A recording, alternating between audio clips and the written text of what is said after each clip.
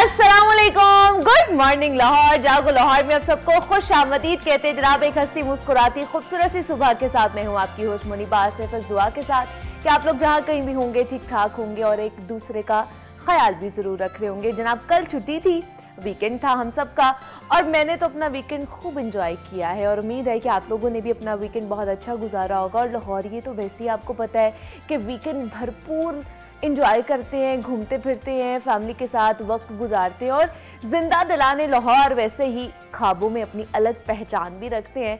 तो अक्सर जो फैमिलीज़ है ना, मैंने देखा है कि वो अपनी फैमिलीज़ के साथ बाहर रेस्टोरेंट्स का रुख करते हैं। और कल सारा दिन सुबह के वक्त हमने देखा कि मौसम शदीद गर्म रहने के बाद जब शाम को अचानक से मौसम ने करवट बदली है और काली घटाओं ने शहर लाहौर को घेर लिया था, जिससे यकीनन हम सब लोगों ने जनाब जो मौसम था ना उससे खूब लुत्फ़अंदोज़ हुए होंगे। तो जनाब वीकेंड का मतलब ही यही होता है कि आप पूरा हफ्ता काम करते रहते हैं और डेली एक ही रूटीन में आप लोग मौजूद रहते हैं और आपकी बस दौड़ लगी हुई होती है कि ये काम भी कर लो, वो भी काम कर लो।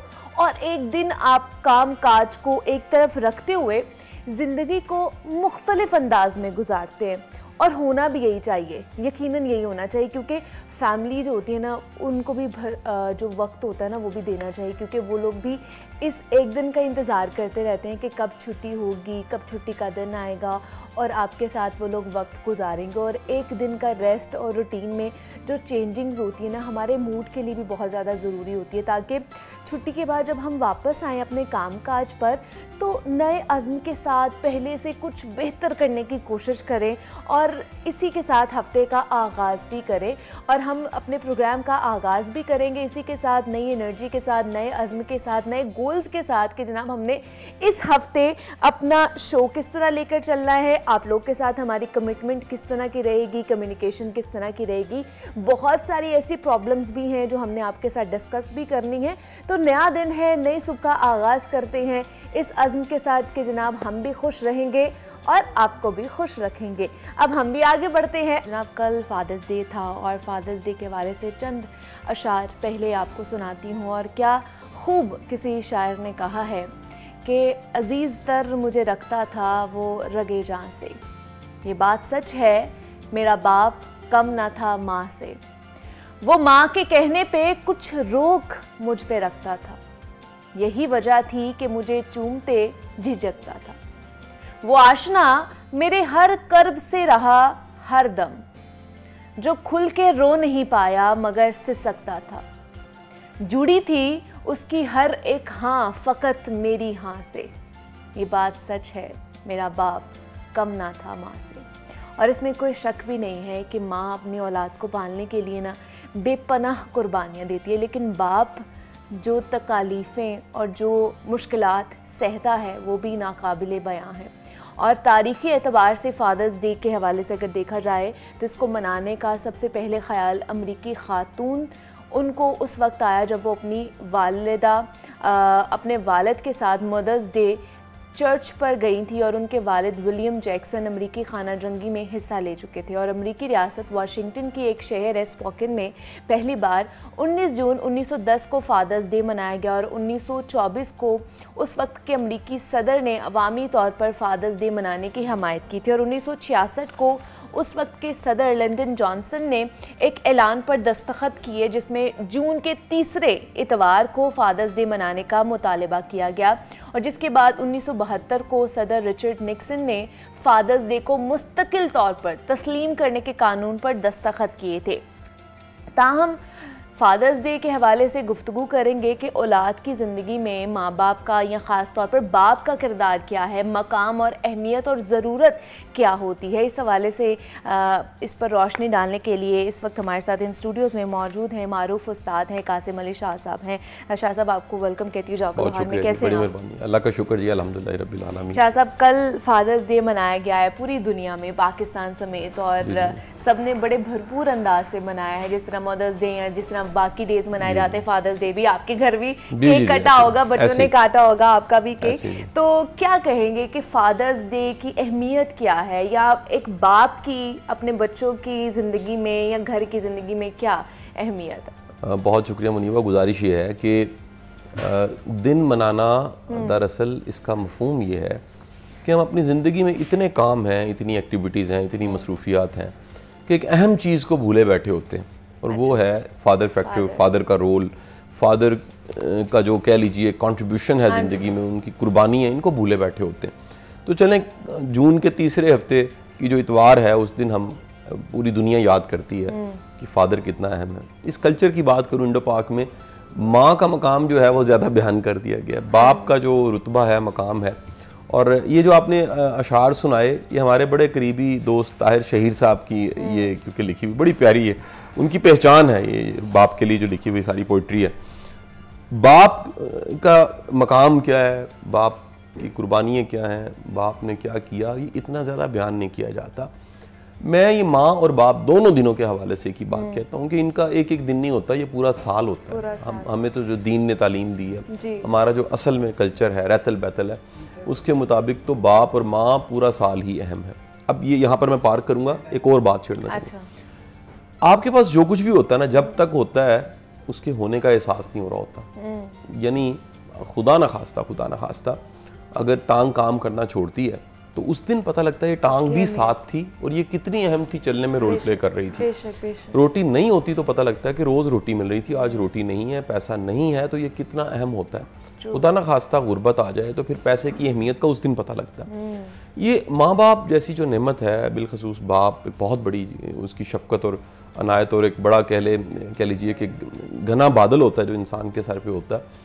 ये जब नहीं होता तो पता लगता है कि बाप क्या होता है। उससे पहले बड़े बेशुमार आसानियाँ बाप की वजह से मिल रही होती हैं, बेशुमार ऐसे एहसास हैं जो बाप के साथ जुड़े होते हैं, बेशुमार ऐसी अनायतें जो बाप कर रहा होता है। जब तक वो होता है तब तक नहीं पता लग रहा होता, चला जाता है। ये इंसान की शायद फितरत है, यानी कोई ऐसा नहीं है कि ये कोई जुर्म है उसका, ये उसके मिजाज में है। इंसान होने वाली चीज़ों को, खुशी की अहमियत को गम के आने से पहले नहीं पहचानता। गम आता है तो पता लगता है खुशी क्या थी।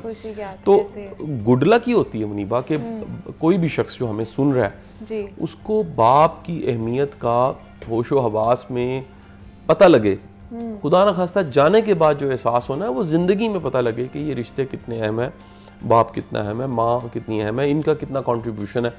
अच्छा, फिर आप देखिए अल्लाह का जो सबसे बड़ा अल्लाह ने हम पे करम किया, ये दोनों रिश्ते खालस हैं। यानी आप पूरी दुनिया के जितने दावा करने वाले हैं, दावे करते हैं, मोहब्बत के दावे करते हैं, क्लेम करते हैं कि जी हम आपके लिए कुछ भी कर सकते हैं, वो सब के सब दावे पीछे रह जाते हैं। माँ और बाप ये दो ऐसे रिश्ते हैं जो इंतहाई फितरती मोहब्बत करने वाले रिश्ते हैं।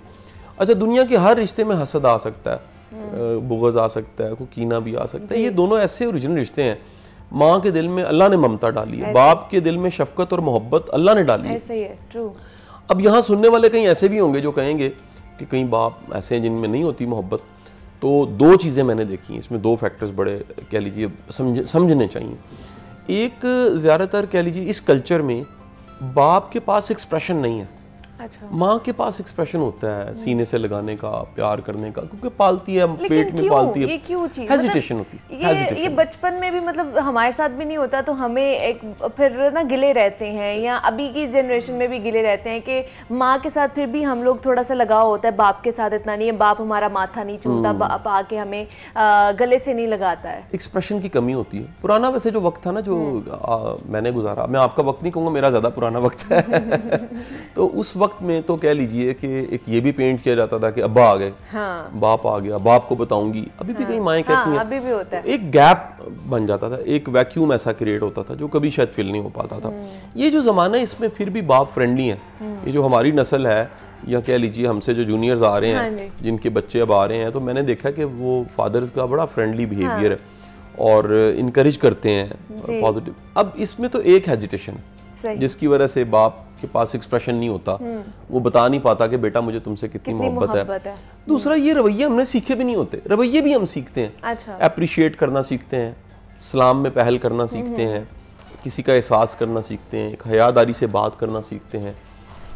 आपको अक्सर मैं कभी कभी ये आता हूँ तो कहता हूँ, देखिए यहाँ कितने गेस्ट आते होंगे इन चेयर्स पे, आपका गेस्ट का तजुर्बा PhD कर चुकी हैं। अब आपको सेकंड में पता लगता है गेस्ट क्या है, इसके अंदर डेप्थ कितनी है, इसका इखलाक क्या है, इसका रवैया क्या है, इसका कंटेंट कितना अच्छा है, ये कितना मुखलिस है, ये एक्चुअली जेंटलमैन है कि नहीं। ये होस्ट को पता होता है जिसका तजुर्बा होता है। इसी तरह हमारी जो ज़िंदगी है उसमें ये बाप को भी सीखना चाहिए, ये रवैये सीखने चाहिए। अच्छा। कि हमें एक्सप्रेशन देना चाहिए, अपनी औलाद का हाथ पकड़ना चाहिए, उनके दुख सुख में साथ खड़े हो जाना चाहिए। अगर वो डिस्टर्ब है, हर्ट है, उन्हें ज़रूरत है उस वक्त। एक बड़ी बड़ी शानदार कोटेशन थी, मुझे बड़ी अच्छी लगी कि अगर आप अपने बच्चों के अच्छे दोस्त नहीं बनेंगे तो ज़माने के बदतरीन लोग उनके दोस्त बन जाएंगे और उनको बिगाड़ देंगे। तो इससे पहले के ज़माने के बदतरीन लोग आपके बच्चों के दोस्त बने, उससे पहले आप अपने बच्चों के दोस्त बन जाए। फिर ये भी एक मिथ है कि जी दोस्त बनना है कि नहीं बनना। मैं कहता हूँ जी फ्रेंडली बिहेव करें, फ्रेंड ना बने आप। अच्छा। फ्रेंड आपका वही होता है जो आपका हम उम्र है, कोई उसके साथ आपकी जुड़त है, पेट नंगा करके दिखा सकते हैं, उस तरह की हयादारी उसमें नहीं होती आम तो हमारे यहाँ लोकल फ्रेंडशिप्स में। लेकिन आपके बच्चे के साथ आपका फ्रेंडली बिहेवियर तो होना चाहिए ना, उसके आंसू में पूंजे जा सके, उसके कंधे पे थापड़ा मारा जा सके। अगर आपने कभी बाज़ वक़्त बंदा सख्त बोल देता है, कुछ कह देता है, तो उसको कंपलसेट भी करें, कहीं ना कहीं कवर करें। ऐसा ना हो कि उस पेन को लेकर वो चलना शुरू हो जाए। अच्छा, एक तो मैंने बताया हेजिटेशन की वजह से गैप होता है फादर। दूसरा बाज़ औक़ात मैंने देखा है कई फादर्स ऐसे हैं जो क्या बड़े रेशो है, ये 1-2% की रेशो है, जो खुद नफ्सियाती मरीज़ होते हैं। अच्छा। उनके अंदर एक रिजिडिटी पाई जाती है, उनके अंदर शिद्दत पाई जाती है, उनके अंदर देखिए नफ्सियाती मरीज़ की एक बहुत बड़ी अलामत यह है कि वो जब अपनी ज़िद पे आ जाता है ना तो वो फिर नुकसान को मैयर नहीं कर सकता। नॉर्मल बंदा जो है ना वो उसका ये ब्रेक होती है, कहीं ना कहीं सेल्फ कंट्रोल होता है, वो कहीं ना कहीं कैलकुलेट कर सकता है। नफ्सियाती मरीज़ एक ऐसे टनल में जाता है, उसकी ज़ात के अंदर एक ऐसा कह लीजिए वो एक रूम होता है जिसके अंदर जाके उसको किसी किस्म की फिर आवाज़ें नहीं आती, वो शिद्दत की तरफ चला जाता है। मतलब मुझे हैरत होती है कि अगर कोई बच्चा आके मुझे बताए, जवान बच्चा, बालिग बच्चा 22-23-24 साल का, कि मैंने अपने फादर के साथ ये बात की है, अपने ये प्रॉब्लम बताया या मैंने अपनी ख्वाहिश का इजहार किया और बाप ने आगे से 3-4 चपेड़े मार दी डायरेक्ट। अब ये एक अलामत है कि वो बंदा जो है वो कोई नॉर्मल बंदा नहीं है, उसके साथ कोई नफ्सियाती आर्ज़ा है और वो उसने ट्रीट नहीं करवाया इलाज के बगैर। ही अगर कोई लंगड़ा के चल रहा है तो उसकी टांग का मसला है। अगर इस तरह का रवैया जिसमें एक कह लीजिए बाप को अल्लाह ने फितरती तौर पे जो मोहब्बत दी हुई है, अच्छा वो अंदर कहेंगे नहीं हम बता नहीं सकते कितनी शिद्दत वाली मोहब्बत है, वो भाई कौन सी मोहब्बत है, तुम्हें हयादारी ही नहीं है, तुम्हारी मोहब्बत में कोई सोफिस्टिकेशन नहीं है, उसमें इखलाक नहीं है, तुम बेहया हो जाते हो, या तुम्हारा हाथ उठ जाता है, या तुम्हारी जुबान कंट्रोल में नहीं रहती, कैसी मोहब्बत है। यानी ऐसे भी कैरेक्टर्स हैं जिसकी वजह से बच्चों के अंदर शदीद एक डर पाया जाता है।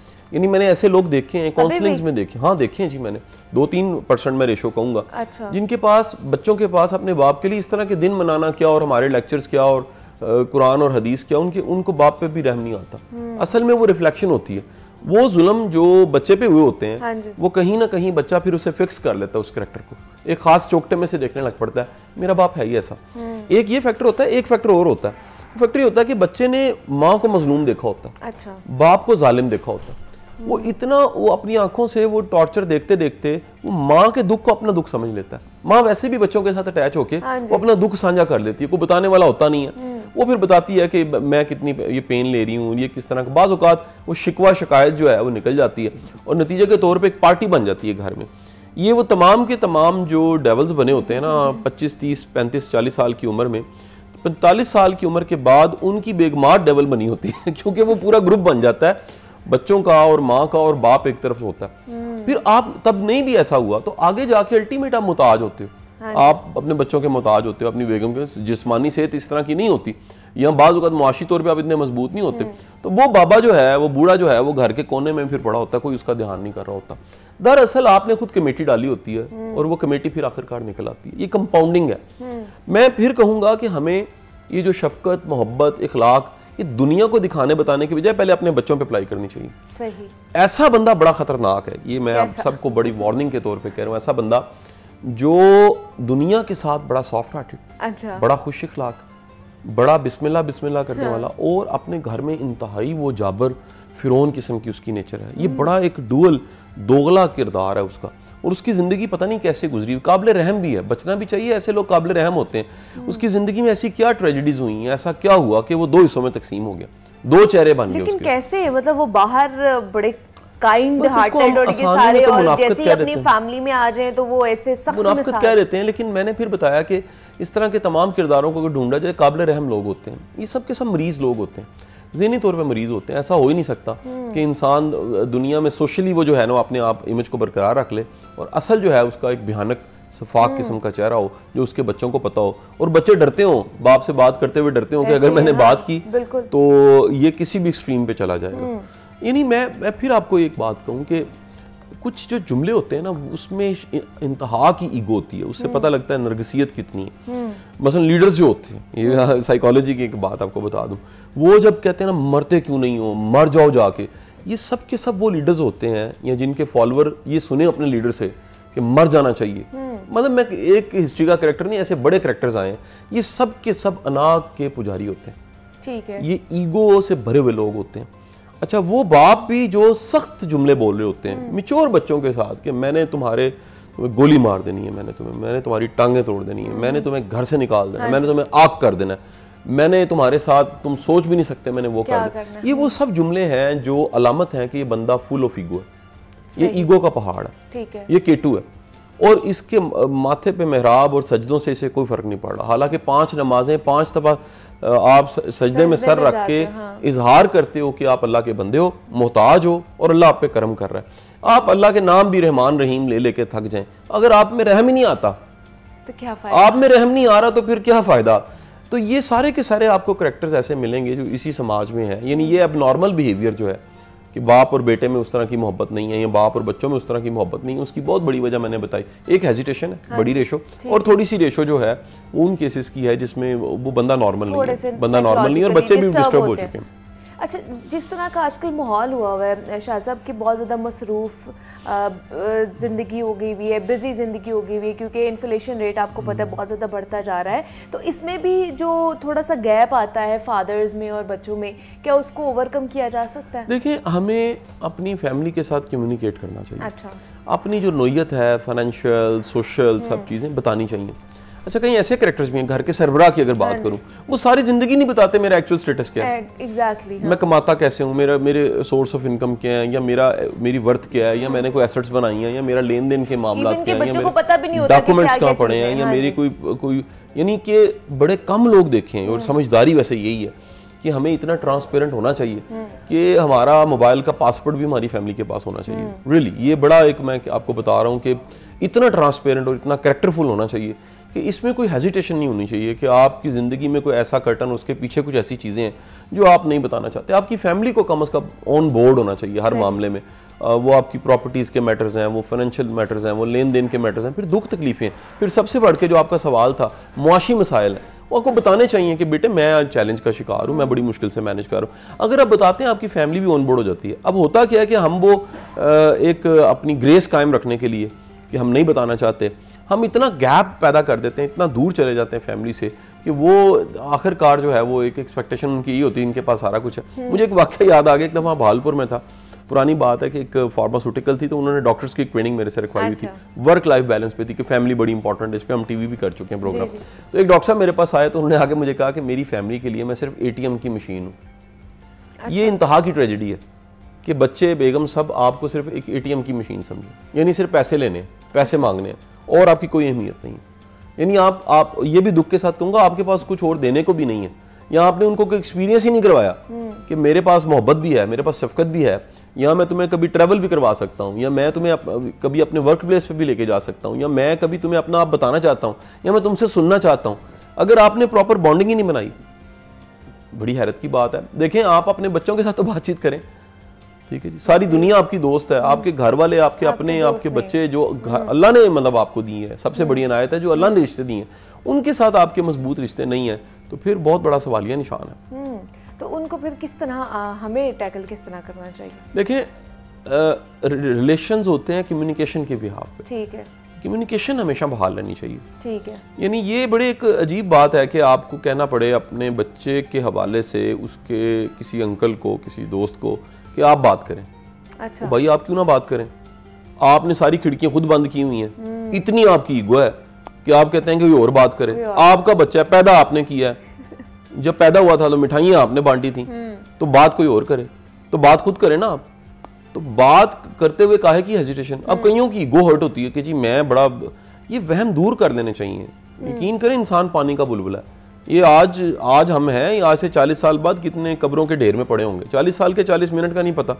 तो ये जो 4 दिन का मेला है, इसमें बंदा अपनी ईगो को मैनेज करे, अपने रिश्तों को ठीक करे। ईगो से भरे हुए बंदे के रिश्ते कभी मजबूत नहीं होते, कभी गहरे नहीं होते, फ्लक्चुएशंस होती हैं ऐसे। वो डर की वजह से तो बच्चे, देखिए इंसान कंट्रोल चाहता है, वो डर की वजह से तो कंट्रोल होता है। ये बच्चे डिपेंडेंट होते हैं, उन्होंने पैसे लेने होते हैं, मंथली चाहिए, डेली को कुछ चाहिए, कुछ खरीदना है, कहीं जाना है, पेट्रोल के पैसे, वो डिपेंडेंट होंगे, वो सर जी अब्बा जी करते रहेंगे कुछ भी। आखिरकार ये कोई रिश्ता नहीं है। रिश्ता जो है ना वो असल वही है जिसमें खलूस और मोहब्बत के साथ एक हयादारी है और अदब है, उसमें इखलास है। तो ये किसी वक्त भी रिन्यू किया जा सकता है, ऐसा मुमकिन है। मेरी बातें आज कईयों को सख्त भी लग रही हूँ, आज रिन्यू करें ना जी। फादर डे का मतलब ये है कि जना केक काट देना या इजहार कर देना, ये कोई बात नहीं है, बात है रिश्ते रिन्यू करें। मैं कई दोस्तों को मैंने रिक्वेस्ट किया है कि आप मैंने पूछा, सवाल किया, अपने फादर को कब से मिले हुए आपको, कितने महीने हो गए, बात ही नहीं की। ऐसे भी रिश्ते हैं। अच्छा। कई लोग मुड़ के नहीं जाते, अपनी आबाई जगहों पे नहीं जाते, अपने फादर की तरफ नहीं जाते। कई ऐसे मैंने दोस्त देखे जिन्होंने अपने वालिद वालदा को अपने छोटे बहन भाई किसी के हवाले किया हुआ, खुद भागे हुए हैं। कई ऐसे दोस्त हैं वो कमाने की वजह से अपने माँ बाप से बहुत दूर है, पीछे मुड़ के भी नहीं देखते और कभी पैसे भेज देते हैं, कभी नहीं भी भेजते। असल में तो एहसास का और कम्युनिकेशन का रिश्ता है। तो हम कह लीजिए कि बग़ैर अपनी कम्युनिकेशन को बहाल किए हुए, बग़ैर राब्ता बहाल किए हुए सब कुछ ठीक करना चाहते हैं, और ये सब्र वाला काम है। यानी अपनी औलाद से रिश्ते एकदम अगर ख़राब हैं तो एकदम ठीक नहीं किए जा सकते। लेकिन दूसरा शाह साहब एक और भी तो फैक्टर है ना, आप देख रहे हैं ओल्ड एज होम्स हमारे कितने बड़े भरे हुए हैं। ये बड़ा अहम सवाल है जी। बापों के साथ भी बड़े भरे हुए हैं, माओं के साथ भी भरे हुए हैं। मतलब जैसी औलाद बड़ी होती है, उनकी अपनी फैमिली बनती है, तो वो अपने वालिदैन को ओल्ड एज होम में। मैं आपको एक बड़ा दर्दनाक वाक़या बताऊँ, ये मेरे हम 2 दोस्त इसके गवाह हैं। मेरे एक बड़े करीबी दोस्त हैं, तो वो मुझे बताने लगे कि हमारे एक मुश्तरका एक ऐसे उस्ताद थे जिनसे हम किसी ज़माने में सीखते रहे, पढ़ते रहे, उनके सेशंस अटेंड करते रहे, और उन्होंने कई किताबें लिखी। चंद दिन पहले मेरे वो दोस्त जो हैं, अच्छा, वो किसी ओल्ड होम में गए ऐसे एक सर्वे के लिए। उनकी आदत है वो नए नए एक्सपीरियंस करते रहते हैं, इंकरेज करते हैं कि कोई नया तजर्बा करना चाहिए, कोई नया एक्सपीरियंस होना चाहिए, कोई बताने के लिए नई बात होनी चाहिए। तो मुनीबा जब वो गए उस ओल्ड होम में, तो वहाँ पर वो जो वहाँ पर एडमिनिस्ट्रेटर फीमेल मौजूद थी, तो उन्होंने उनको ब्रीफिंग दी। अच्छा। उस ब्रीफिंग में ऐसे मेरे दोस्त के मुंह से ये बात निकली कि आपके पास यहाँ पे ओल्ड होम में आप बता रहे हैं कई ब्यूरोक्रेट्स हैं जिनके बच्चे जो हैं छोड़ गए उनको इधर। अच्छा। कई प्रोफेसर्स हैं, कई ऐसे लोग हैं जो बिजनेसमैन थे, उनके बच्चे छोड़ गए इस ओल्ड होम में। उनका आपके पास कोई दानिश्वर, कोई किताबें लिखने वाला भी है? ऐसे ही सवाल है। अच्छा। उनका जी हाँ बिल्कुल है। कहाँ पर हैं? कहते वो तो इस वक्त मौजूद नहीं, किताबें मौजूद हैं उनकी। अच्छा। तो वो किताबें उन्होंने ला के जब रखी मेरे दोस्त के सामने, तो ये वही साहब की किताबें थी जो आज से 20 साल पहले, 15-18 साल पहले हम उनको सुना करते थे। और वो इस वक्त एक ओल्ड होम में अपने आखिरी अयाम गुजार रहे हैं। बीवी छोड़ गई है, बच्चे छोड़ गए हैं, फैमिली छोड़ गई है। मैं आपको फिर बता रहा हूँ, ये वन साइडेड स्टोरी नहीं होती, ये एक तरफा कहानी नहीं है कि जी फैमिली बड़ी बुरी थी, हम इस स्टोरी का एक पार्ट लेते हैं। आप कई बाबे देखेंगे वो इतने कपत्ते हैं माफी के साथ, कई माइयाँ इतनी कपत्ती हैं कि वो उनके अपने बच्चे उनके साथ नहीं रह रहे। यानी आपको बताऊं, मैं एक दफा मैंने एक ये केस देखा। अच्छा। ये कान आंखों देखे कानों सुने वाकयात है, कोई ऐसा नहीं है, ऐसे ही है। एक दफा किसी जानने वाली फैमिली में अच्छा। अचानक रात को एक हॉस्पिटल से कॉल आती है कि जी आपकी वालदा की डेड बॉडी हमारे पास है, आए और वसूल कर लें। इनके पर्स में से, जो लेडीज ने नहीं बूढ़ी माइयों ने इतने थे पाउच ऐसे करके रखे होते हैं, पकड़े होते हैं, उसमें से पर्ची निकली है, नंबर निकला, तो हमने आपको कॉल किया। अच्छा। तो वहाँ पहुंचे तो वो मुझे भी इतला आई, तो मैं भी चला गया, तो पता लगा कि 1.5 साल से वो औरत से कोई नहीं मिला था। यानी वो माँ थी, दादी थी, नानी थी, सब कुछ थी, कोई नहीं। क्यों नहीं मिला था? कपत्ती थी। अच्छा। इतनी कड़वी थी वो, जिसके घर में जाती थी वहाँ लड़ाइयाँ पड़ जाती थी, वो बच्चे बचने लग पड़े। अब ऐसा बंदा बेसिकली उसको किसी राइट टाइम पे ट्रीटमेंट मिली होती, उसकी किसी ने काउंसलिंग की होती। मैं आपको फिर बता रहा हूँ, ईगो से भरा हुआ बंदा, उसको कोई हेल्प नहीं उसकी कर सकता। जिस बंदे में ईगो है ना कि जी बस जो मुझे पता है वो किसी को नहीं पता, अपने मफरूजे को भी सच समझना है, ठीक है कि नहीं? मतलब वो अपने कुत्ते को टॉमी कहना है और ताड़ा कुत्ता कुत्ता ही होना है, तो ऐसे बंदे की कोई इस्लाह नहीं कर सकता। इस्लाह उसकी होती है मुनीबा, जो ये महसूस करता है कि मुझे नसीहत की ज़रूरत है। अच्छा। इसीलिए वो जो मेरा ख्याल है मफ़हूमे हदीस कुदसी है कि अल्लाह ताला की जो हदायत है उनके लिए जो मांगते हैं, जो अल्लाह से तलब करते हैं, तो हदायत तो अल्लाह उनको ज़रूर देता है जो मांगते हैं। अब हदायत कब मांगेंगे? जब आपके पास आपको रास्ता नहीं पता लग रहा। अगर आपको रास्ता पता नहीं है और आप इस जोन में भागते चले जा रहे हैं कि मैंने रुकना नहीं, मैंने पहुंच के छोड़ना, और गलत रास्ते पे चलते जा रहे हैं, तो क्या होगा? आप नहीं पहुंचेंगे। तो ईगो से भरा हुआ जो बंदा होता है वो उसकी कोई हेल्प नहीं कर सकता। और अल्लाह के रसूल सल्लल्लाहु अलैहि वसल्लम की हदीस भी है जिसको मैं ज़रूर बयान करना चाहूँगा।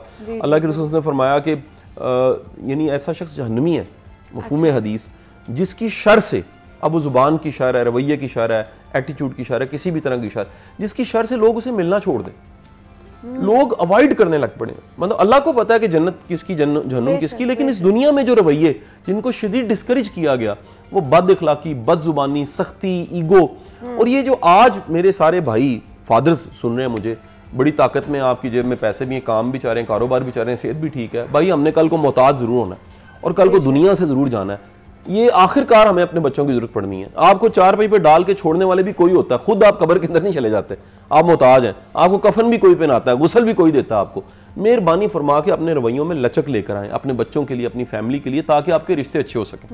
बेशक ऐसे ही है, और जनाब बच्चों के लिए भी है, औलाद के लिए भी यही चीज़ है और यही पैगाम है कि उन्हें भी अपना जो फ़र्ज़ है वो अदा करना चाहिए। जिस तरह जो हमारे वालिदैन एक फ़र्ज़ जो है अपना अदा कर रहे होते हैं, बच्चों को पालते हैं, पोसते हैं, अच्छी तालीम दिलवाते हैं, अच्छी सेहत के हवाले से उनके लिए काम करते हैं, तो ये औलाद पर भी एक फ़र्ज़ है कि जनाब उन्होंने अपने वालिदैन का सहारा बनना है, उनके हकूक़ जो है वो पूरे करने हैं। हमारे साथ मारूफ उस्ताद कासिम अली शाह साहब मौजूद है। शाह साहब बहुत शुक्रिया आपके वक्त का कि आप यहाँ पर आए, और जनाब बड़ी ही खूबसूरत सी बातें हुई हैं हमारी कि किस तरह हमने इस चीज़ को मिटाना है, जो गैप आ जाता है वालिदैन में, ख़ास करके हमारे वालिद में और बच्चों में, उसको किस तरह कम करना है।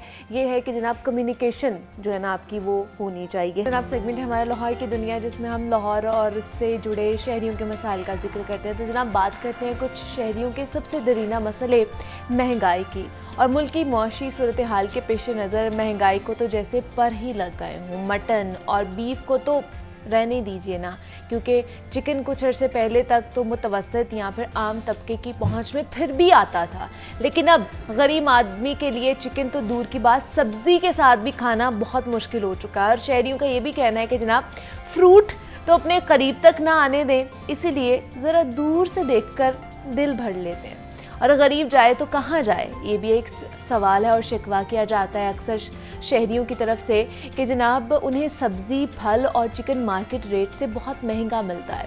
आटे के नर्ख की बात की जाए तो दिनों में इनमें कमी तो देखने में आई है, लेकिन अभी भी इन रेट्स पर दस्तयाब नहीं है कि गरीब आदमी के लिए 2 वक्त की रोटी भी मुश्किल हो चुकी है। उधर गरीब की सवारी भी जेब पर भारी होने के बाद अब नायाब होने को है।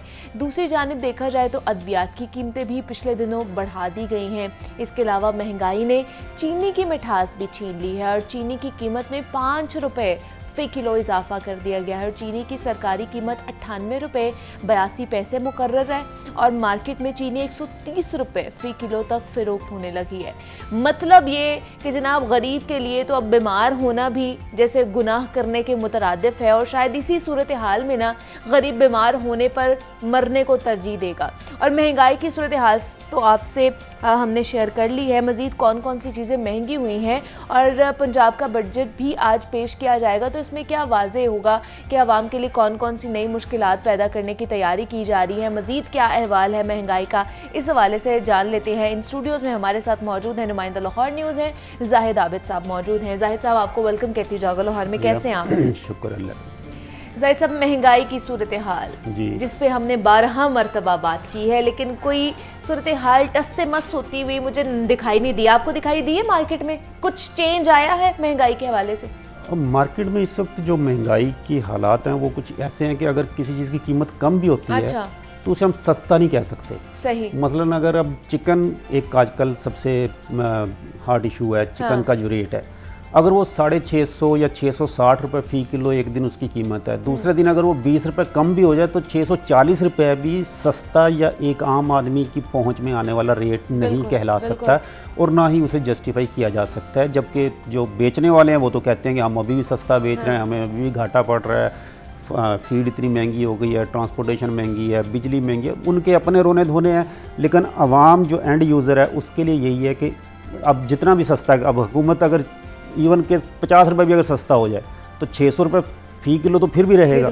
तो 600 रुपये फ़ी किलो का मतलब है कि आपको 600 रुपये में 1000 ग्राम नहीं, तकरीबन 800 ग्राम या 850 ग्राम गोश्त मिलेगा। तो इससे अंदाज़ा कर सकते हैं कि 600 रुपये में भी 1 किलो गोश्त नहीं मिलेगा आपको, 800 या 850 ग्राम के करीब तकरीबन वो गोश्त आपके हिस्से में आता है। तो लाजमी तौर पे जो एक जिसने पकाना है, खाना है, 2-4 मेहमान जिसके घर आ गए हैं, तो उसके लिए कम से कम 1-1.5-2 किलो गोश्त लाजमी है। यानी उसे अगर एक मेहमान 2 आ जाते हैं तो उसके लिए कम से कम 2-2.5 हज़ार रुपये का उसके आम आदमी की जेब में एक वक्त की रोटी के लिए पैसा होना लाजमी है, जिसे आप अंदाज़ा कर सकते हैं कि वो जैसे पहले आने पे लोग मेहमान आने पे खुश होते थे, अब वो मेहमान आने पे पहले अपनी जेब देखते हैं कि वो ये क्या हो गया कि आज मेहमान तो आ गए, ये हकीकत है।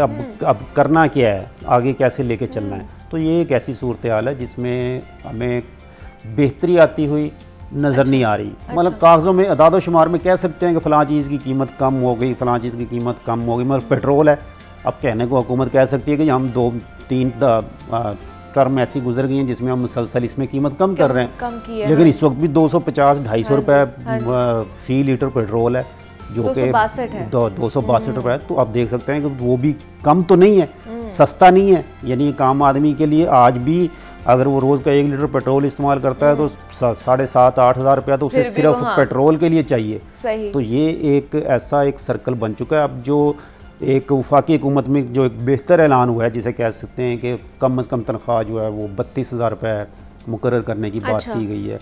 तो इस किस्म के अगर इक़दाम होते हैं कि लोगों का, अगर आप महंगाई कम नहीं कर सकते तो कम से कम लोगों की आमदनी बढ़ाएं, लोगों की आमदनी बढ़ाएं, लोगों का थोड़ा सा बाइंग पावर बढ़े तो उन्हें थोड़ा सा रिलीफ मिलने लगे। लेकिन ये जो 32,000 बोला गया है सैलरी का, ये सरकारी उसमें इदारों में होगा या कॉर्पोरेट सेक्टर में या प्राइवेट पे भी इसका जी जो ऐलान हुकूमत की जानिब से जो भी तयन किया जाता है वो तमाम के लिए किया जाता है। अच्छा। लेकिन आज भी आप इंडस्ट्रियल एरिया में चले जाएं तो वहाँ आपको 18,000-20,000 रुपये में काम करते हुए लोग मिलते हैं, क्योंकि लोगों को रोज़गार नहीं है, फिर जो जितना मिलता है उस पर वो लोग रोज़गार करते हैं। तो इस वक्त जो असल में ज़रूरत है, अब आप अगर ये सोचें कि महंगाई कम हो जाएगी, वो तो नहीं होनी।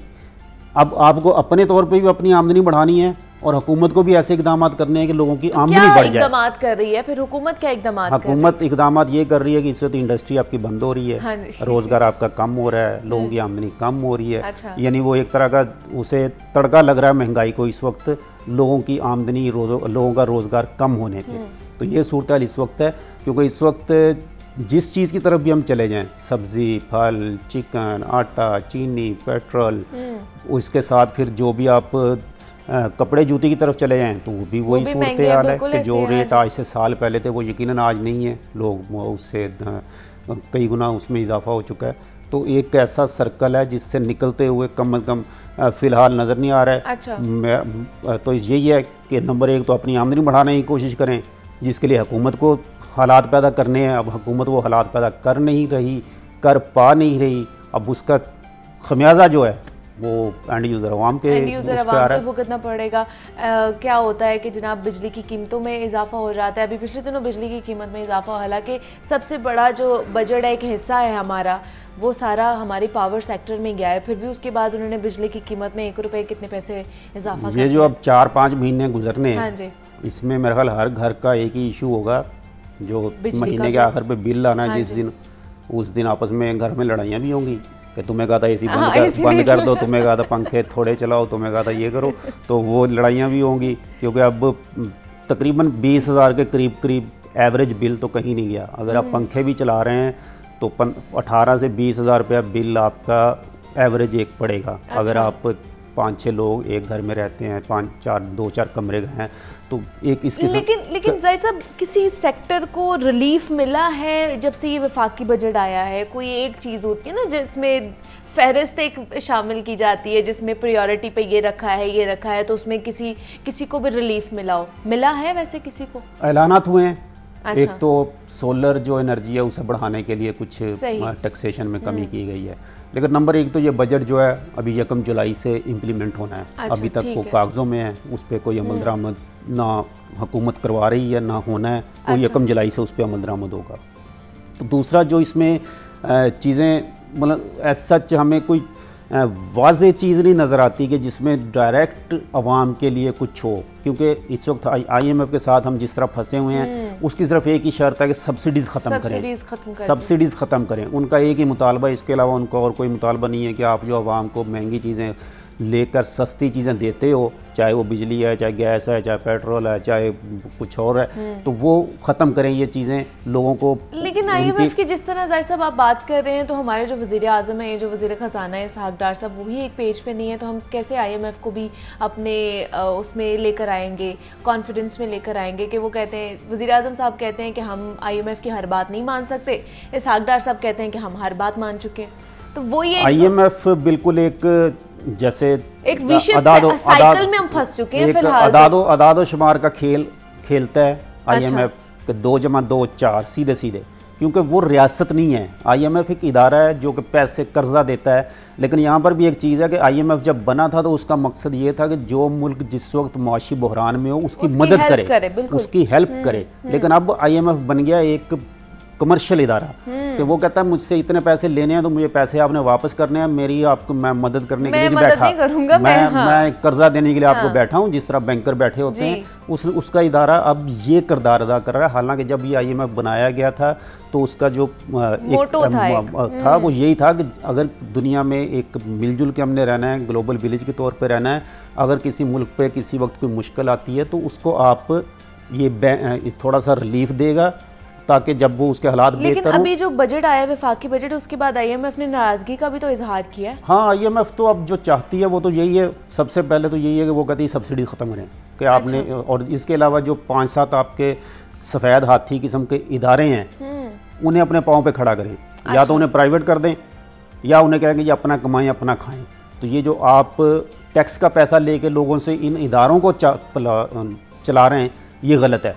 अब देखा जाए तो ये बात सही भी है उनकी कि एक इदारा जो अगर नहीं चल पा रहा, उन लोगों से अगर नहीं चलाया जा रहा, तो वो फिर मेरे पे आप पे तो बोझ नहीं होना चाहिए उसका। अभी भी हमें क्या सब्सिडी मिली है? 13,000 का बजट हमें दिया गया है, 7,000 का खसारा है, तो कहाँ से इसमें भी सब्सिडी क्या है? मुझे तो समझ नहीं आई बजट की कि बजट आया क्या है और किस तरह इसको मैनेज किया जाएगा, खसारा किस तरह पूरा किया जाएगा, कि क्या चीज़ें होंगी, क्या वो मतलब इम्प्लीमेंटेशन किस तरह होगी? पैसे हमारे पास है नहीं है, पीछे खसारा इसी तरह पूरा होगा कि इधर से मांग उधर से मांग के पूरा किया जाएगा, मांग के पूरा करेंगे और क्या करेंगे? कोई हमारे पास वो ऐसा नजरिया नहीं है।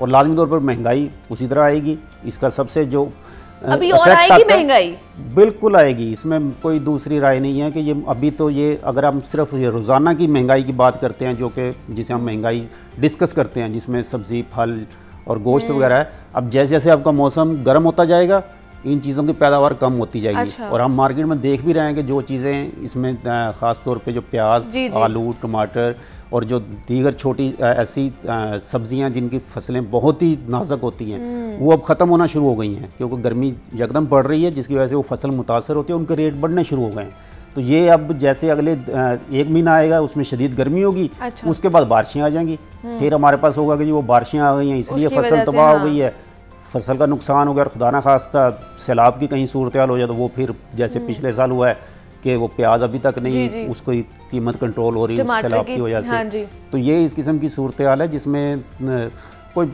बहुत बड़ा रिलीफ, जिसे रिलीफ कहते हैं, या आप जाएं और अपनी एक खुशी से अपनी एक आसानी से कुछ चीज़ खरीद सके, वो नहीं है। और वो होता हुआ नज़र भी नहीं आ रहा। अच्छा। कि आपने ज़िंदा रहना है, आखिर कुछ ना कुछ खाना भी है, पीना भी है, चलेगा सब कुछ हमें दुकानें चलती हुई नज़र आएंगी, दुकानों पे सब्जियां भी नज़र आएंगी, फल भी नज़र आएगा। लेकिन एक जो बंदे को एक खुशी होती है किसी ख़रीदारी की, वो नहीं है अब। वो लोग उससे एक दफ़ा लड़ते हैं दुकानदार से कि यार कल इतना रेट था, आज तुम इतना बता रहे हो। वो तो एक दफ़ा अपने जेब में पैसे देखेगा फिर चीज़ों को देखेगा। बल्कि हमने कई लोग ऐसे भी देखे हैं कि वो सब्ज़ी ले लेते हैं फिर कुछ वापस कर देते हैं कि यार ये रख लो, मैं इतने पैसे नहीं हाँ, मैं कल ले जाऊँगा। तो ये इस किस्म की सूरत है। जो सफ़ेद पोश तबका पहले जो मिडिल क्लास था वो कम अज़ कम एक बेहतर ज़िंदगी गुजार रहा था। लेकिन आपको लगता है कि अज़ खुद महंगाई भी हो रही है? चले हुकूमत की तरफ से तो ज़्यादा महंगाई हो रही है, टैक्स लग रहे हैं, लेकिन अज़ खुद महंगाई भी कहीं ना कहीं हो रही है, ये भी एक फैक्टर है। अब इसमें सबसे अहम आजकल हम चीनी अगर देखें, हाँ जी, आज भी उसकी कीमत में 5 रुपए इजाफा। वफाकी हुकूमत ने एक बाकायदा बोर्ड बना के, एक कमेटी बना के कीमत का तयन किया, जिसने पूरा उसका तखमीना लगाया कि इतना खर्चा आया, इतना ट्रांसपोर्टेशन हुई, इतना शुगर मिल वाले को बचेगा। उसके बाद उन्होंने कीमत का तयन किया 98 रुपये 82 पैसे। सही। अब वो जो बोर्ड ने जो फैसला किया वो लाजमी तौर पर किसी ना किसी बुनियाद पे किया कि जी गन्ने की ये कीमत होगी, बिजली की ये होगी, ये खर्चा पड़ा, ये इतने पैसे इनको बच गए, तो ये मार्केट में रेट होना चाहिए। इस वक्त लाहौर शहर में कहीं भी आपको 125 से कम चीनी नहीं दस्तियाब, 125 रुपये फ़ी किलो से। अब आप इससे क्या कहेंगे कि मतलब एक मनमानी किसी की है, किसी की अपनी धौंस है, ज़बरदस्ती है कि वो चीनी जो कि हुकूमत या तो वो हुकूमत ना बनाए, वो रेट मुकर्रर कह दे, हमारा कोई ताल्लुक नहीं जी, जो जहाँ बेच रहा है उसे जाने अपनी मर्जी से बेच सकते। और अभी तक ज़िले हुकूमत या सूबाई हुकूमतें उस पर अमल दरामद करवाने की कोशिश भी नहीं कर रही हैं। हमें पूरे कहीं नज़र नहीं आ रहा कि कोई ऐसी चीज़ चल रही हो कि उस पर अमल दरामद करवाने की कोशिश की जा रही हो।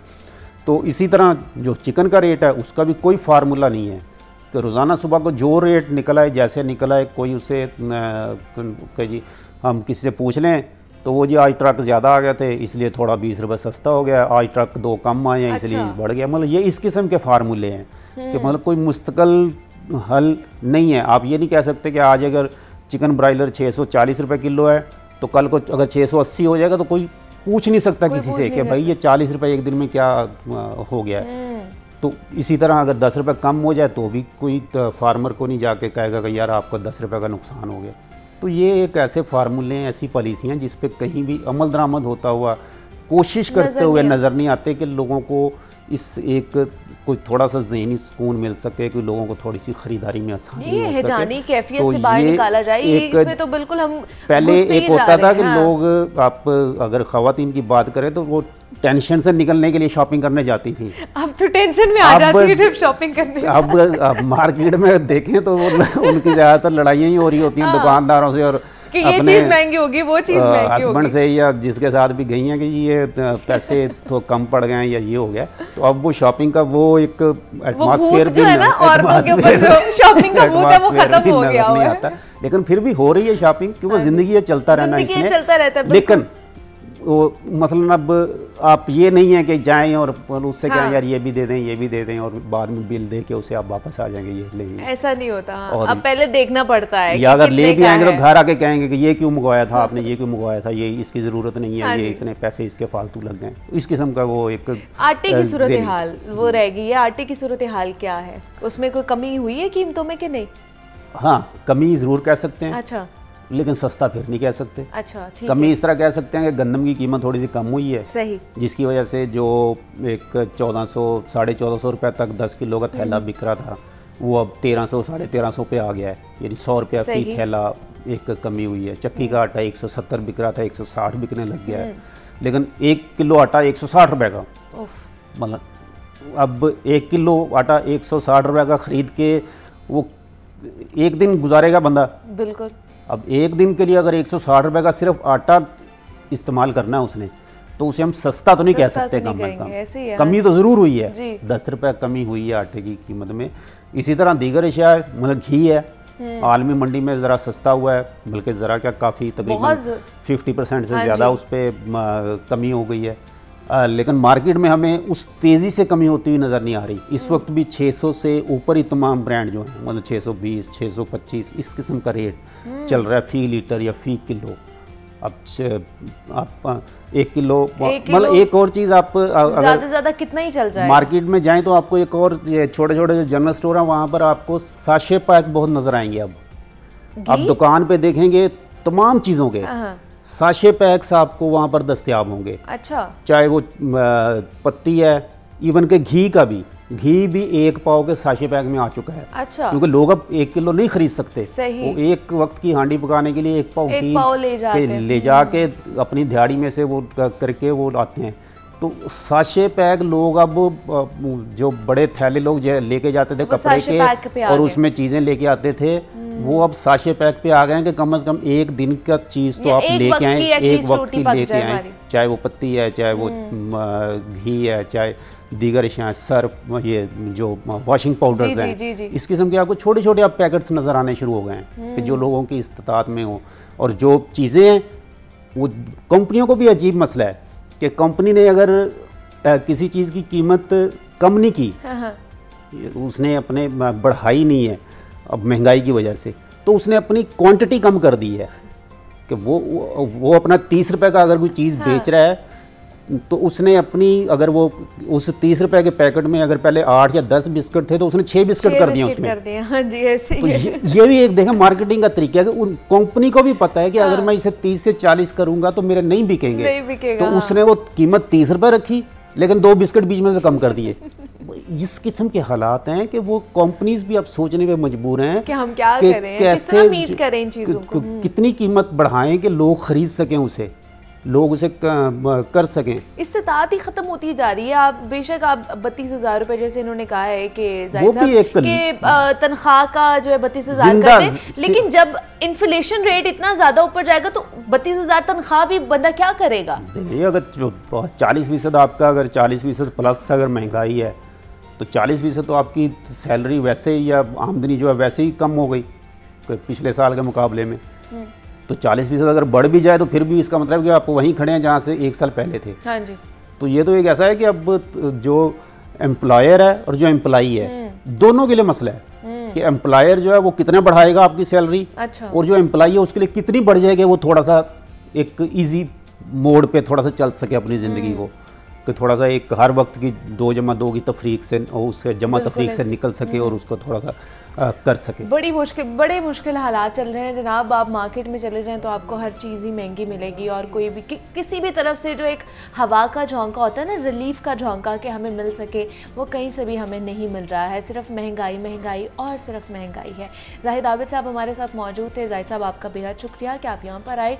महंगाई के हवाले से डिटेल में हमने गुफ्तगू की है कि कहाँ तक पहुँची है महंगाई। आप ब्रेक से वापस आ चुके हैं और सेगमेंट हमारा हेल्थ एंड फिटनेस, जिसमें हम सेहत के हवाले से मुख्तलिफ मसाइल पर गुफ्तगू करते हैं और माहिरीन से इनका बेहतर इलाज और एहतियात जानते हैं। तो जनाब, मोबाइल फ़ोन ने हमारे फासलों को न समेट तो दिया है, लेकिन इसका बेजा इस्तेमाल सेहत के लिए शदीद नुकसानदेह भी हो सकता है। यूँ तो मोबाइल फ़ोन का इस्तेमाल अब रोज़मर्रा के मामलात का हम एक हिस्सा भी बन चुका है, लेकिन दौरान सफ़र या गाड़ी चलाते हुए या कोई और काम करते हुए लोगों की अक्सरियत हैंड्स फ्री का इस्तेमाल बहुत ज़्यादा करती है। कोई लंबी गुफ्तगू करनी हो तो कोई मौसीकी का दिलदादा नज़र आता हो, और ख़ुसूसन नौजवानों में तो हैंड्स फ्री का जो इस्तेमाल है ना, वो जैसे जुनून की तरह बढ़ता जा रहा है और उसको फ़ैशन के तौर पर भी इस्तेमाल किया जाता है। मुख्तलिफ हैंड्स फ्री आपको पता है कि वो यूज़ की जा रही होती है। और तिब्बी माहिरीन के मुताबिक कान में तकरीबन 15,000 इंतहाई नाजुक और हसास सेल्स होते हैं जो कि बहुत ज़्यादा ऊंची आवाज़ से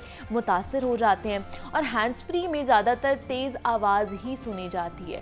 और इस अमल की ज़्यादती से या तो ब्लड प्रेशर या फिर डायबिटीज़ जैसी बीमारी का खदशा भी हो सकता है।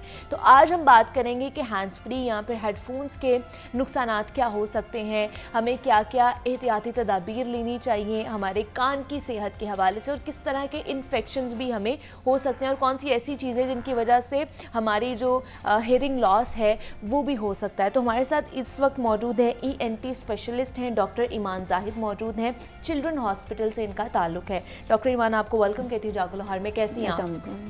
जी बिल्कुल ठीक, आप मैं भी बिल्कुल ठीक ठाक।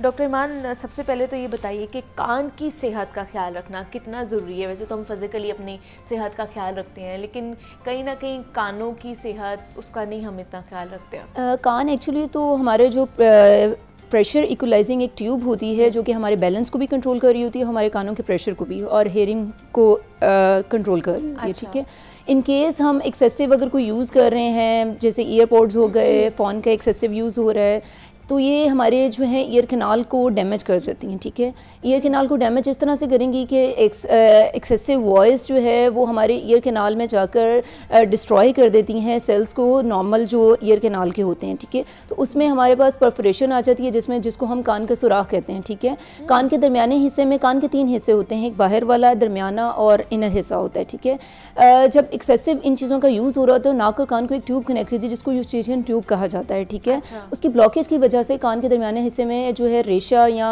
इन्फेक्शन होना शुरू हो जाता है। ठीक है, उसकी एक्यूमुलेशन की वजह से पेशेंट जो है कंप्लेंट करते हैं दर्द के साथ। ठीक है, या समटाइम्स ऐसा होता है कि पेशेंट रेशा बाहर आना शुरू हो जाता है, तो अलार्मिंग साइन होता है पेशेंट्स के लिए कि क्या हो रहा है। ठीक है, तो ये नॉर्मली हमें नहीं चीज़ें फील हो रही होती हैं। ठीक है, जब हम यूज़ कर रहे होते हैं।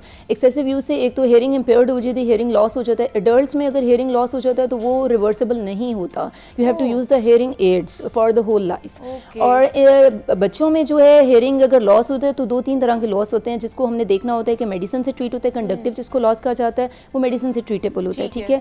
सम टाइम बाय नेचर ही ऐसा ही हमारा मतलब अल्लाह पाक की तरफ से स्ट्रक्चर ही ऐसा बना होता है जिसमें कॉक्लियाज नहीं बने होते, जिसमें हेयरिंग जो को कंट्रोल कर रहा होता है, तो उसमें हमें क्या है कि जिसको हम प्रोफाउंड डिग्री हेयरिंग लॉस कहते हैं कि बिल्कुल लॉस हो गया है, तो उसमें ना बच्चा सुन रहा होता है ना बोल रहा होता है, ठीक है। तो उसमें हमने क्या करना होता है कि इम्प्लांट की तरफ जाना होता है कि कॉक्लिया जो एक स्ट्रक्चर है उसको हम एक्सटर्नली और इंटरनली इम्प्लांट किया जाता है, ठीक है। तो वो एक बच्चों में है कि वो पूरे होल लाइफ के लिए, फिर उसके बाद स्पीच थेरेपी होती है और डेवलपमेंटल असेसमेंट होती है, तो उसके बाद बच्चा सुनने लग पड़ता है, but it's not like normal, it will take time. Okay, तो एडल्ट्स में ये है कि अगर ज़्यादा इसका रिवर्सिबल जो पीरियड है वो कब तक है, मतलब अगर इनिशियल स्टेजेस पे डॉक्टर के पास चले जाएं तो कब, एज लिमिट क्या हो सकती है? एज लिमिट है जब आपको साइंस आ रहे हैं, कुछ सिम्टम्स आ रहे हैं, तो you have to consult the doctor कि कोई भी अगर आपको लॉस हो रहा है तो आप उसको बिल्कुल मतलब ना स्पेयर ना करो, तो आप you have to consult doctor first कि क्या है। और लॉस के लिए फिर हेयरिंग असेसमेंट समात के यूनिट्स हैं, ठीक है, जो कि हम ENT वाले रेफर करते हैं, तो वो समात के यूनिट वाले टेस्ट करते हैं हेयरिंग, वो बताते हैं कि कितना लॉस है, कितने डेसिबल लॉस है और अकॉर्डिंग टू कैसे उसको मैनेज किया जाता है, ठीक है। अच्छा, ये तो जेनेटिकली या बच्चा जब पैदा होता है तब उसके साथ ही चीज़ें होती है ना, जब हम बड़े हो गए हैं, अब ऐसी कौन कौन सी चीज़ें जिसकी वजह से हमारे जो हेयरिंग है वो इफेक्ट हो सकती है? हेयरिंग इफेक्ट बड़ों में जो है वो एक्सेसिव वैक्स एक्युमुलेशन की वजह से हेयरिंग इम्पेयर्ड होती है, ठीक है। अच्छा। कि वैक्स जो है एक नॉर्मल हमारी प्रोटेक्टिव लेयर है ईयर की, जो कि प्रोटेक्ट कर रही होती है, ठीक है। समटाइम ऐसा होता है कि एक्सेसिव प्रोडक्शन होना शुरू होती है जो कि आपके ईयर ड्रम को बिल्कुल ब्लॉक कर देती है, और पेशेंट कंप्लेंट करते हैं कि मेरा ईयर जो है बिल्कुल ब्लॉक हो गया है। मतलब आपने देखा होगा कि कंप्लेंट के साथ आते हैं लोग, तो ब्लॉक हो गया मीन्स के वैक्स जो है वो पर्दे के ऊपर आकर मतलब जम गई है, ठीक है। वो हार्ड वैक्स होती है, वो आपको उस तरह रिमूव नहीं कर सकते with the use of the earbuds, और तो आपको फिर यहाँ उसको सोफन करने के लिए you have to use the drops, लेकिन without consultation of the doctor you can't use the drops. तो हम सोडा ग्लिसरीन और वैक्सिड ड्रॉप्स टॉपिकली उसको पहले सॉफ्ट किया जाता है, देन उसको बाय सक्शन या इरिगेशन उसको निकाला जाता है, ठीक है। अच्छा। तो इट्स अ माइनर प्रोसीजर, मतलब नॉट कॉम्प्लिकेटेड, बट इसको इग्नोर नहीं किया जा सकता कि आप वैक्स है। और एक्सेसिव क्यों यूज़ हो रही है अब आजकल, मतलब हमारे इस दौर में ईयरपॉड्स का यूज़ बहुत ज़्यादा हो रहा है। ईयरपॉड्स का यूज़ करने से हमारे जो रिमूवल है, नॉर्मल एक मेथड होता है जैसे कि ईयर प्रोडक्शन हो रही है और वो रिमूव भी हो रही है, अच्छा। उसको हम ब्लॉक कर देते हैं by the use of the earpods. वो वहीं पे एक्युमुलेट होती रहती है, जब एक्सेसिव एक्युमुलेशन हो जाती है तो you feel blockage of the year. और इससे क्या होता है कि हेयरिंग डिक्रीज हेयरिंग के साथ पेशेंट कंप्लेंट करते हैं, ब्लॉकेज के साथ होता है, स्वेयर पेन होती है, इचिंग होती है, डिजीनेस होती है, ये सारी कंप्लेंट्स हैं, ठीक है, जो कि पेशेंट हमें आके करते हैं। दूसरा ये जो एक दूसरे के हैंड्स फ्री या एयरपॉड्स जो यूज कर लेते हैं, उससे भी हैंड्स फ्री यूज करने से नाउअडेज तो सोर्स ऑफ इन्फेक्शन है, ठीक है। It's complete a source of infection, fungal infection, bacterial infection, viral source of infection है जो कि ईयर में बहुत मोस्ट कॉमन है, ठीक है। तो ये स्प्रेड होते हैं, ये तीनों तरह के इन्फेक्शंस हैं जिनको अगर अनट्रीटेड किया जाए तो फिर वो स्वेयर फॉर्म में फिर इंजेक्टेबल्स या आपको मेडिकेशन लेनी पड़ती है, ठीक है। तो आपको एक दूसरे के ईयरपोड्स नहीं यूज़ करने चाहिए, ठीक है। ठीक है। और ये कितनी देर, मतलब अगर मैक्सिमम मैं आपसे पूछूं तो एक दिन में कितनी देर यूज़ कर सकते हैं, जो आइडली यूज़ करें, जिससे हमारे जो आइडली 2 to 3 आवर्स मतलब ऑन द ब्रेक अगर आप यूज़ कर रहे हो तो इट्स ऑल राइट। लेकिन अगर एक्सेसिव यूज़ है कि होल डे आपने ईयरपोड्स आपकी टेलीफोनिकली मतलब ज़्यादा यूज़ है तो वो excess of everything is bad मतलब कहते हो, तो ये नहीं यूज़ होना चाहिए, ठीक है। ठीक है। अच्छा, दूसरा ये जो खुद से ही ड्रॉप्स हम लोग डालना शुरू कर देते हैं खुद से ईयर के साथ कभी भी मैनिपुलेशंस नहीं करनी चाहिए, ठीक है, क्योंकि जब भी ये कोई चीज़ मॉइस्ट होती है ना तो वहाँ फंगस ग्रो कर लेती है, तो वो आपकी ईयर के जो फंगल इन्फेक्शन है बहुत मोस्ट कॉमन है, ठीक है, जो कि प्रेजेंट करते हैं। ओटाइटिस है बहुत कॉमन है, ठीक है, इन्फेक्शन है, पेन के साथ रेशा जो है वो कान के दरमियाने हिस्से में जब जमा हुआ होता है, बाहर नहीं आ रहा होता, तो वो पेन के साथ ओटाइटिस उसको कहते हैं। ओटाइटिस एक्सटर्ना भी होता है, ओटाइटिस मीडिया भी होता है, ठीक है। तो ये चीज़ें जो हैं ये आपको घर बैठे मतलब या नेट के साथ कम्युनिकेशन के साथ आप नहीं यूज़ कर सकते, ठीक है। तो आपको एग्जामिन विदाउट ऑटोस्कोपिकली एग्जामिनेशन तो आप कभी भी कमेंट नहीं कर सकते कि क्या है, क्योंकि आप you can't see your ear canal और inner ear with your eyes, तो वो आपको है कि यू हैव टू यूज़ वो consult the doctor first and वो ही प्रिस्क्राइब कर सकता है आपको बेस्ट मेडिकेशन। अच्छा, बहुत से लोग कहते हैं कि हम जब हैंड्स फ्री या हेडफोन्स बहुत ज़्यादा यूज़ करते हैं तो एक ना सेंसेशन सी आना शुरू हो जाती है कानों में, हल्की आवाज़ आना, साउंड जो है इट्स ए टिनाइटस, ठीक है। अच्छा। उसको टिनाइटस जो है हमारा जो ringing sound of in the year है वो बहुत मोस्ट कॉमन होता जा रहा है। इसकी रीज़न सबसे जो बड़ी रीज़न है स्ट्रेस लेवल है, ठीक है। जब स्ट्रेस लेवल बहुत एक्स्ट्रा हो जाता है हमारा तो वो हमें tinnitus ringing sound in the year में सुनाई दे रही होती है, ठीक है। तो उसका जो सबसे मेन जो मतलब मैनेजमेंट है कि स्ट्रेस को आपने कैसे रिड्यूस करना है, ठीक है। अच्छा। आपने और ये स्ट्रेस की वजह से, ये स्ट्रेस की वजह से, एक्स्ट्रा स्ट्रेस की वजह से आपको स्ट्रेस लेवल को अपना रिड्यूस करना है, ठीक है। आपको अपनी रूटीन देखनी है, फिजिकल रूटीन देखनी है, ठीक है, कि कैसी है, वर्कलोड देखना है कि आपको उसमें स्ट्रेस का एलिमेंट कितना ज़्यादा है, ठीक है। तो स्ट्रेस को रिड्यूस करने के लिए फिर एंटी डिप्रेसेंट समटाइम्स दी जाती है, but for the short period of the time. You can give 2 to 3 weeks के लिए दी जाती है पेशेंट्स को, ठीक है। तो स्ट्रेस लेवल को रिड्यूस करने के लिए, लेकिन और आपने सेंसेशंस बढ़ भी सकती हैं अगर इसको ना पकड़ा जाए तो, अगर स्ट्रेस लेवल को कंट्रोल ना किया जाए तो टिनाइटिस फिर प्रोलॉन्ग चलता है, ठीक है। तो पेशेंट इरिटेबल होता है, फिजिकल अपनी एक्टिविटीज़ को कैरी ऑन नहीं कर सकता। तो ये इट्स मतलब अलार्मिंग फॉर द पेशेंट कि वो अपनी रूटीन कैरी नहीं कर रहा। तो इससे कि स्ट्रेस लेवल को आपने रिड्यूस करना है, ठीक है। और फैक्टर देखना है कि इन ईयर में क्या है आपके, मतलब ईयर में कोई प्रॉब्लम तो नहीं है जिसकी वजह से आ रहा है। मतलब समटाइम होता है ना कि वाटरी ईयर्स होते हैं स्विमिंग के बाद भी, तब भी आपको हैवीनेस और वो साउंड वगैरह प्रोड्यूस हो रही होती है, ठीक है। तो उसको है कि आपने ड्यूरिंग अगर taking shower, before taking shower you have to use the ear cotton ear को आप सोक कर लें विद वैसलिन के साथ, तो वो ईयरबड्स में यूज़ कर सकते हैं, ठीक है, as a precautionary measures taking shower और गो फॉर द स्विमिंग। लेकिन दूसरा जो हम लोग अपने ईयर्स को साफ करने के लिए एक तो वो कॉटन बड्स यूज़ करते हैं, उसका बताइए कि वो क्या यूज़ करने चाहिए हमें? ईयरबड्स जो है ना डीप क्लीनिंग कभी भी नहीं उससे करनी चाहिए, ठीक है। You just use for the outer years को क्लीन करने के लिए। अगर डीप में आपको लग रहा है कि कोई प्रॉब्लम है तो आप फिर डॉक्टर को दिखाएं एक दफ़ा, ठीक है। अदरवाइज वो उससे ईयरबड से क्लीनिंग करने से जो नॉर्मल आपकी लेयर होती है मिकोजा की वो डैमेज हो जाती है, ठीक है। तो वो डैमेज होने के बाद इचिंग के साथ बहुत ज़्यादा पेशेंट कंप्लेंट करते हैं कि बहुत ज़्यादा कानों में इचिंग हो रही है क्योंकि वो एक्सेसिव ईयरबड यूज़ कर रहे होते हैं, ठीक है। ओके। तो वो उसके लिए कि आपको वो प्रोटेक्टिव लेयर नॉर्मल को भी डैमेज कर रहा होता है तो इसलिए नहीं यूज़ करना चाहिए, ठीक है। एक्सेसिव नहीं यूज़ करना चाहिए क्योंकि नॉर्मली जो वैक्स प्रोड्यूस होती है वो तो प्रोटेक्टिव लेयर है, ठीक है। उसको आप नहीं भी क्लीन करेंगे तो इट्स ऑल राइट, ठीक है। अच्छा। तो ये don't make it a habit के ईयरबड मैंने यूज़ करने ही हैं, ठीक है। अच्छा, बहुत से लोग हैं ये जो हेयर पेन होती है ब्लैक वाली वो भी यूज़ करते हैं। अगर मर्द they are not sterilized things, तो इनको अनस्टरलाइज्ड थिंग्स को तो बिल्कुल नहीं यूज़ करना चाहिए। की चेन्स हो गई, ये मैच स्टिक्स हो गई। मैच स्टिक्स जो है वो ये और जो की चेन्स हैं ये आपकी कान में सुराख कर देंगे जिनको परफोरेशन कहा जाता है, ठीक है। जब once it develop in the adults तो रेशा जब आना शुरू हो जाता है तो इट कांट बी रिवर्सिबल, ठीक है। अच्छा। तो वो ऑन एंड ऑफ रहता है, ठीक है। वो मेडिसिन से आप कंट्रोल जरूर कर रहे हो तो लेकिन ऑन एंड ऑफ रहता है। मतलब ये इतनी स्वेयर कंडीशन हो सकती है लेकिन पेशेंट्स को, लोगों को नहीं आइडिया इस चीज का। और बहुत से लोग, बहुत से आपने भी देखा होगा कैरी कर रहे होते हैं इन चीजों को। बहुत से मर्द हजरात को आपने देखा होगा उन्होंने जब ये चाबी पकड़ी हुई होती है और कान में मारे होते हैं। कान में सुराख जब हो जाता है ना तो तब रिवर्सिबल नहीं होता। बच्चों में रिवर्सिबल होता है, एडल्ट्स में रिवर्सिबल नहीं होती है चीजें, ठीक है। इसका मतलब है कि फिर उसके बाद उनकी hair loss, hearing impaired slowly हो रही होती है, ठीक है। उन्हें पता नहीं होता। समटाइम होता है कि बिल्कुल फिर वो लॉस के साथ प्रेजेंट करते हैं। नहीं तो फिर क्या आप क्या सजेस्ट करेंगी कि क्या प्रिकॉशनरी मेजर्स एक तो लेने चाहिए, दूसरा कान साफ किस तरह करें? फिर कान साफ जो है एक तो आपने ईयरबड आउटर ईयर के लिए यूज़ कर रहे हो, ठीक है। और नॉर्मली अगर आप शॉवर ले रहे हो तो जैसे मैंने बताया कि कॉटन को वैसलिन लगाकर आप यूज़ कर सकते हो, ठीक है। इन केस अगर इचिंग वगैरह होती है तो टॉपिकल ड्रॉप्स होते हैं, ठीक है, डर्मोस्पोरिन के नाम से भी होते हैं, ठीक है, जिनको इचिंग को कंट्रोल किया जाता है। You can use it for 1 to 2 week. Excessive itching है जो कि ये की चेन्स और मैच स्टिक से रिजॉल्व आउट करते हैं, तो उन लोगों के लिए कि डर्मोस्पोरिन यूज़ करें, ठीक है, या ज़ीकोम के नाम से आते हैं, ठीक है। तो ये है कि वो इचिंग को रिड्यूस करते हैं, ठीक है। Otherwise there is no need to use earbud in the daily routine, ठीक है। ईयरबड जो डेली रूटीन में अगर एक्सेसिव आपको ब्लॉकेज फील हो रही है, अगर वैक्स बहुत ज़्यादा एक्यूमुलेट हो रहा है तो फिर कंसल्ट कर लें डॉक्टर को, ठीक है। अच्छा, जो लोग प्रोफेशनली, मतलब हमारा जैसे प्रोफेशन है, हम लोगों ने IF भी लगानी होती है, तो हमारे लिए क्या प्रिकॉशनरी मेजर्स होने चाहिए?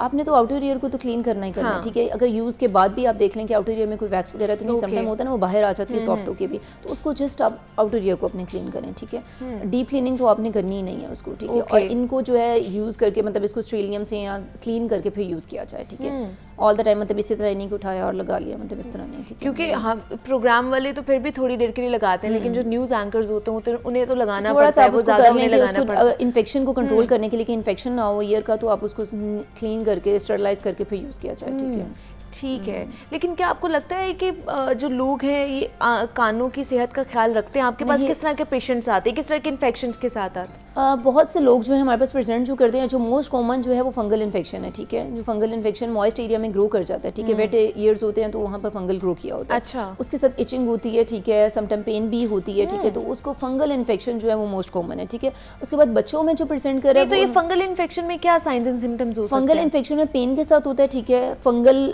डिस्चार्ज आ रहा होता है, ठीक है। व्हाइटिश कलर का होता है तो वो व्हाइट डिस्चार्ज आ रहा होता है, ठीक है। जो ओटाइटिस के साथ है, ओटाइटिस के साथ आपके डिस्चार्ज जो है वो उसके कलर डिस्कलरेशन आपकी होती है ना डिस्चार्ज के साथ, तो वो डायग्नोज करना होता है कि किस किस्म का डिस्चार्ज आ रहा है, ठीक है। तो बच्चों में ज़्यादातर जो है ना पेन के साथ कंप्लेंट करते हैं, बहुत एक्सेसिव पेन होती है, ठीक है। और समटाइम होता है कि रेडनेस होती है, स्वॉलन ईयर्स हो जाते हैं, ठीक है। बैक पे स्वॉलन ईयर्स हो जाते हैं एडल्ट्स में भी।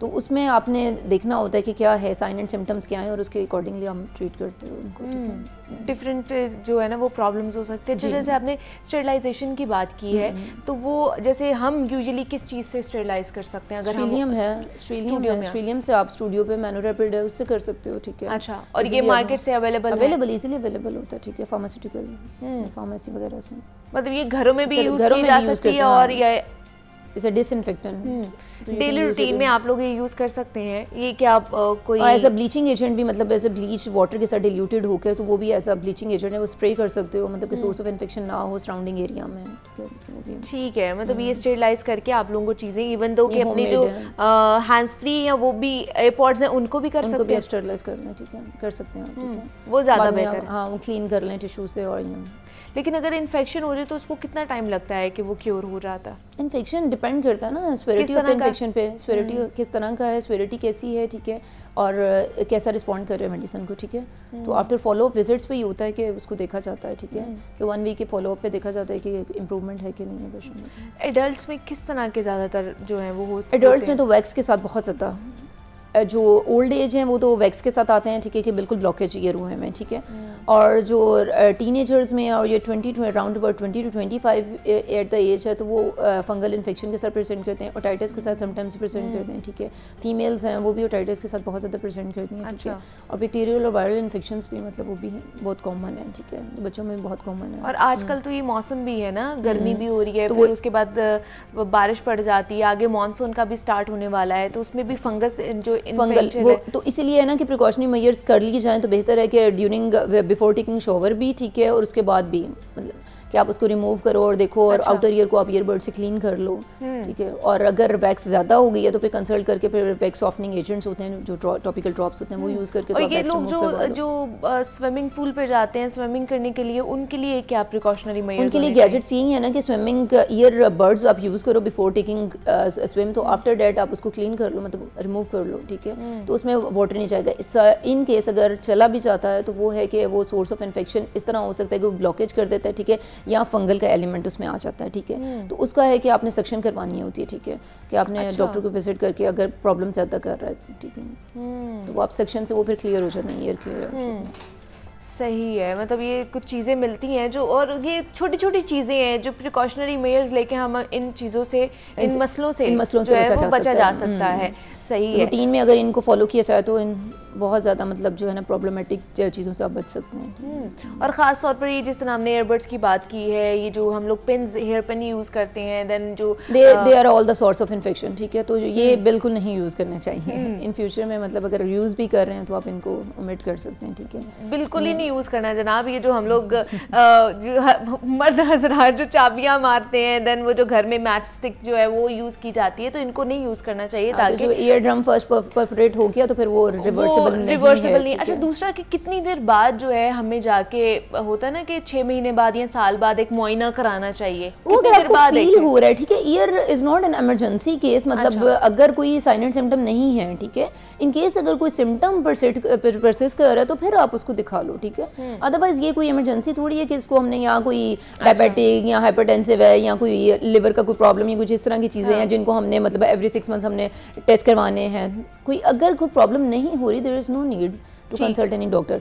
लेकिन अगर कोई आपको हेयरिंग इम्पेयर्ड हो रही है या ब्लॉकेज फील हो रही है या कोई इन्फेक्शन का एलिमेंट लग रहा है या कोई डिस्चार्ज है, तो फिर आप you must consult the doctor, फिर आप करवा सकते हैं। उसके अलावा आपको ज़रूरत नहीं है, बस ये कि थोड़ी बहुत जो चीज़ें हैं, तो there is no need to consult any doctor.